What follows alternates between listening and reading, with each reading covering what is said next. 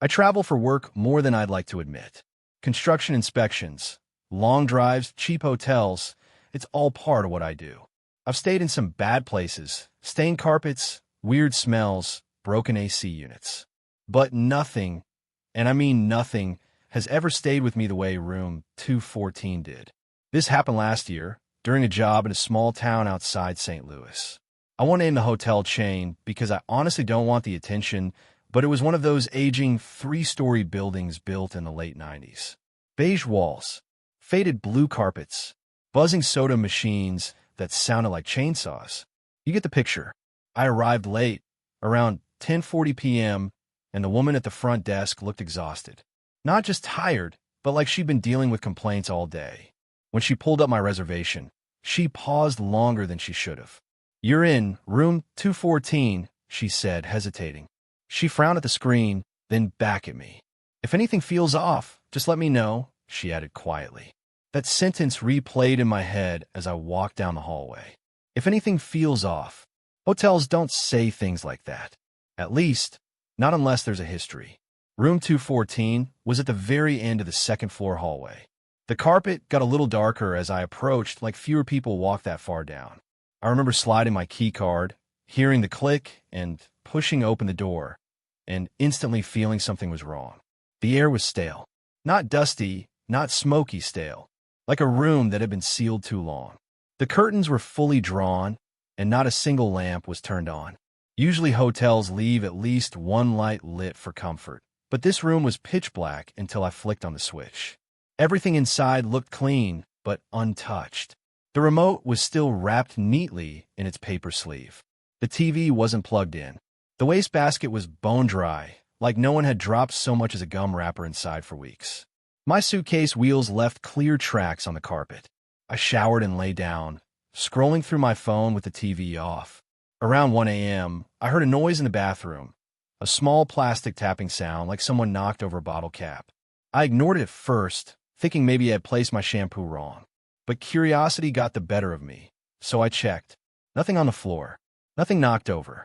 Everything exactly where I left it. I convinced myself it was pipes. Old hotels always have noisy plumbing. At 2:31 a.m., I woke up suddenly.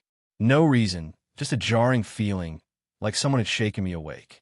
The room was silent, except for one sound. Running water. I sat up slowly. The shower was on.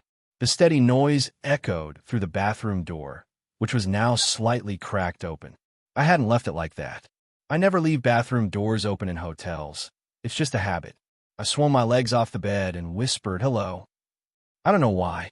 Maybe I expected a maid or someone who had somehow walked in. The water instantly shut off. Dead silence. I walked toward the bathroom, every step echoing way louder than it should have. My heartbeat felt like another pair of footsteps behind me. When I gently pushed the bathroom door open, warm steam rolled out. The mirror was fogged over top to bottom, and on it, written with someone's finger, were the words, "Get out." My stomach dropped. I took a step back, slipped slightly on the wet tile, and nearly hit the counter. I backed out, grabbed my wallet and shoes, and left the room without looking back. When I reached the lobby, the front desk woman was still there. Her eyes widened when she saw me. "You came from 214, didn't you?" she asked. All I could do was nod. She sighed, not surprised, but annoyed. Not at me, at whoever had put me there. "You should have told me earlier," she said, shaking her head. "We don't usually put guests in that room." I demanded an explanation. She hesitated, then lowered her voice. "A man died in that bathroom last year," she said softly. "Housekeeping found him in the tub, with the water still running. Nobody knows how long he was there. Ever since then, guests report strange things." "What kind of things?" I asked. She looked at the floor. Mostly the shower turning on by itself. Messages on the mirror. Sometimes people feel like they're being watched while they sleep. I didn't stay to hear more. She refunded me and gave me a new room on the first floor. But here's the thing that still bothers me. I slept fine that night in the new room, but the next morning when I showered, the mirror fogged over unusually fast, and when I got out, there was a smudged streak across the glass. Not a word, not a full fingerprint, just a long, dragging smear like someone had run their finger from one corner to the other. I tried to convince myself it was leftover residue from the hotel cleaner. I wiped it with a towel. It came off easily. But the real horror happened 2 weeks later, at home. After a long day at work, I showered in my own apartment. When I stepped out, the mirror was fogged up as usual. But this time, 2 words were written clearly. Get out. Same handwriting. Same size. Same stroke direction. I live alone. I haven't stayed in a hotel since. My boyfriend and I have been planning a short trip to Denver for months. Nothing fancy, just visiting his family, getting a break from work, and staying in a decent hotel near the city. We booked a mid-range chain hotel. Clean lobby, indoor pool, free breakfast. One of those places that tries to look upscale, but still has that faint smell of old carpet and lemon cleaner. The room they gave us was on the 3rd floor. When we walked in, everything looked fine at first. Clean sheets, decent view, functioning AC. But the one thing I immediately hated was the connecting door. I've always had a thing about those doors. They look normal, but there's something about them that feels vulnerable, thin, cheap, not really separating you from the stranger on the other side. I told my boyfriend, I hate those. They freak me out. He laughed it off. Relax. It's locked. We settled in, watched TV, showered, went to sleep. The first night was totally normal. Everything changed on the second night. We'd gotten back to the room after dinner, tired and ready to crash. Around 11 p.m., we were scrolling through our phones when we heard it. Knock, knock. Both of us froze. It wasn't the front door. It wasn't the window. It was the connecting door. A soft, polite tapping, almost like someone trying to get a friend's attention. I assumed housekeeping got the wrong room, so I called out wrong room. The knocking stopped for maybe 10 seconds. Then, knock, knock, knock. Same rhythm, same spot. My boyfriend went over and pressed his ear against the door. Hello, he said loudly. Silence. We shrugged it off and turned up the TV, trying to laugh about it. But I kept glancing at the door, watching the thin metal handle reflect the dim lamplight. 10 minutes later, it started again. But this time it wasn't knocking. It was slower, draggy. KK, like someone was dragging their knuckles across the wooden panel. I sat up straight. My boyfriend stood and smacked the door hard with his fist from our side. Stop, he said firmly. The dragging noise stopped instantly. We waited. Nothing. He got back into bed, but I stayed sitting up, staring at the door, every muscle tense. I didn't like the silence. It felt like someone was standing right on the opposite side, listening to our breathing, waiting to try again. We finally turned the TV off around 1 a.m., the room now dark except for the glow from outside the curtains. I had just started drifting off when I heard the sound that made me feel sick. The handle jiggling. A slow, careful push upward. Not panicked. Not random. Someone was deliberately testing the lock. The sound was so quiet that at first I thought my mind was playing tricks on me. But then my boyfriend sat up too. You hear that? He whispered. The handle lifted again. Held there, then let go quietly. I whispered back, what do we do? He got out of bed, grabbed the metal ice bucket, gripping it like a weapon. Call the front desk, he said. I did.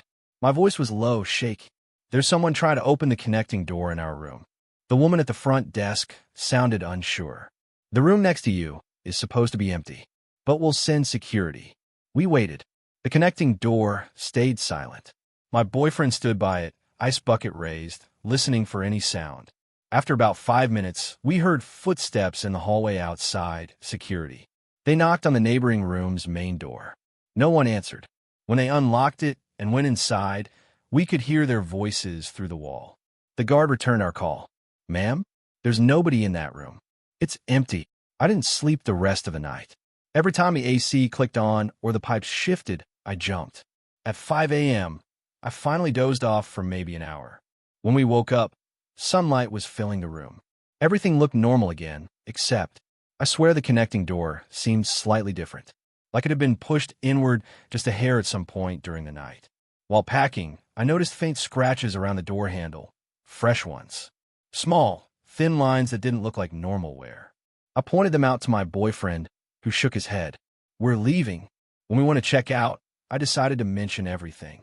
Not in a dramatic way, just plain facts. The knocking, the dragging noises, the handle turning. The front desk lady looked uncomfortable. She stared at the screen for a second, then said, "That room has had issues." "What kind of issues?" I asked. She leaned in slightly, voice lower. "Guests complain about someone knocking, or try to open the connecting door. Maintenance said the latch is secure and the connecting door can't be opened from the other side." I frowned. "But the handle." She cut me off gently. "The handle doesn't turn from the empty room. The latch is only accessible on your side. After 2 a.m., the connecting door automatically deadbolt from this side only." I stared at her. "So, there was no way someone from the other room could try the handle?" She nodded. "That's correct." My boyfriend and I both went silent. That meant one thing neither of us wanted to say out loud. Whatever tried to open the door was standing inside our room. The woman at the desk must have seen my expression, because she quickly added, "Some guests report unusual sound in that room. Management thinks it's the building settling." But the way she avoided eye contact told me she didn't believe that. We left without saying another word. It's been months since then. We laugh about it sometimes, but there's a part of me that still feels uneasy whenever I see a connecting door in a hotel. Every time we stay somewhere new, I double-check the latch, pull on the handle several times, and stack a suitcase in front of it. Because deep down, I don't think whoever was on the other side that night was trying to get in. I think they were trying to get out, and they were knocking on the wrong side. I don't usually stay in cheap hotels, but on that night, I didn't have much of a choice. My connecting flight had been delayed, the rental cars were all booked, and every decent hotel within 10 miles was full. So I ended up at a rundown place off the highway, the kind where the neon sign flickers and the lobby smells like old cigarette smoke. I checked in around 1:30 a.m. The guy at the desk barely looked at me while handing over the key card.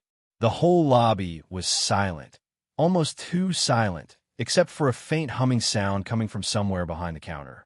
I remember thinking that the place felt abandoned, even though I had just checked in. My room was on the second floor, down a long, dimly lit hallway. Half the lights were burnt out, and the carpet looked like it hadn't been cleaned in years. When I reached my room, 204, I noticed something odd. Every single door had a "Do Not Disturb" sign on it. Every single one. At the time, I brushed it off as a coincidence. Maybe the hotel was full, and everyone just wanted privacy. That's what I told myself anyway. Inside, the room was surprisingly neat, old but clean enough. I threw my bag on the chair, kicked off my shoes, and crawled into bed without even changing clothes. I remember checking the time. 2:47 a.m. I knew I'd only get a few hours of sleep before my morning flight. I must have drifted off quickly, because the next thing I remember is waking up to knocking. 3 slow knocks. Not loud, but deliberate. I opened my eyes expecting it to be a dream, but then, knock, knock, knock. Someone was definitely at my door.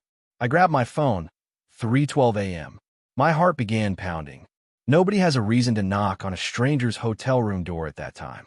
I stayed quiet at first, hoping whoever it was would go away. But then a woman's voice whispered from the other side. "Hello, are you awake in there?"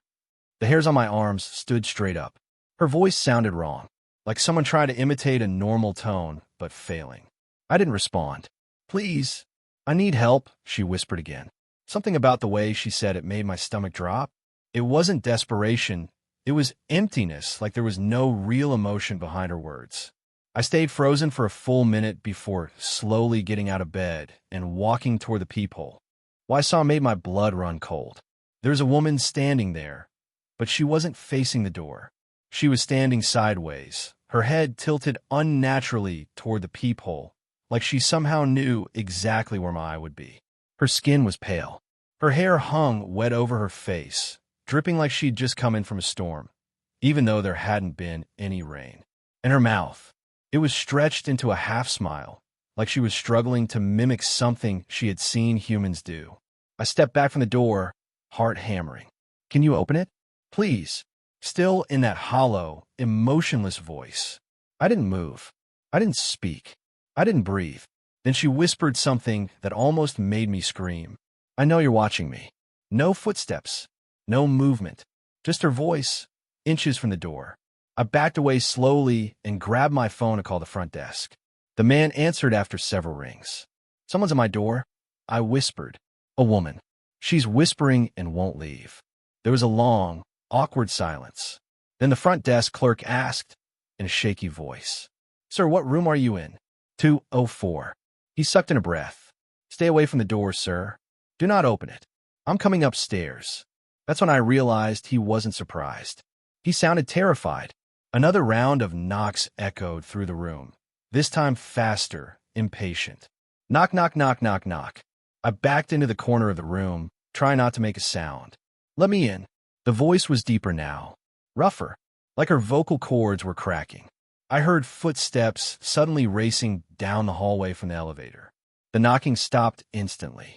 Then the clerk shouted, Ma'am, you need to leave. You can't be on this floor. I dared to look through the peephole again. The woman was standing dead still, facing the clerk at the end of the hallway. Even from a distance, something looked horribly wrong with the way her body was positioned, shoulders too far forward, neck angled as if it was barely attached. The clerk held up a radio. Security is on the way. Leave. Now. The woman didn't move. She just twisted her head in a slow, unnatural motion until she was staring at my door again. Then she whispered, barely audible, I found you. And without moving her feet, her entire body slid backward down the hall like someone had dragged her on a track. Silent, smooth, horrifying. She disappeared around the corner. The clerk ran to my door and knocked, this time a normal knock. Sir, it's safe now. I opened the door just enough to look out. The clerk was sweating, shaking. What was that? I whispered. He swallowed hard. We've had reports. People seeing her on the security cameras. She never books a room. She just appears on the second floor between 3 and 4 a.m., knocking on doors. Has anyone ever opened for her? He nodded slowly. One guest. A few months ago. What happened to him? The clerk looked down the hallway before answering. He checked in for one night, and he never checked out.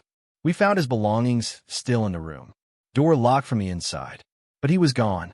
I left the hotel within 5 minutes, grabbed my luggage, and drove straight to the airport parking lot to wait for my morning flight.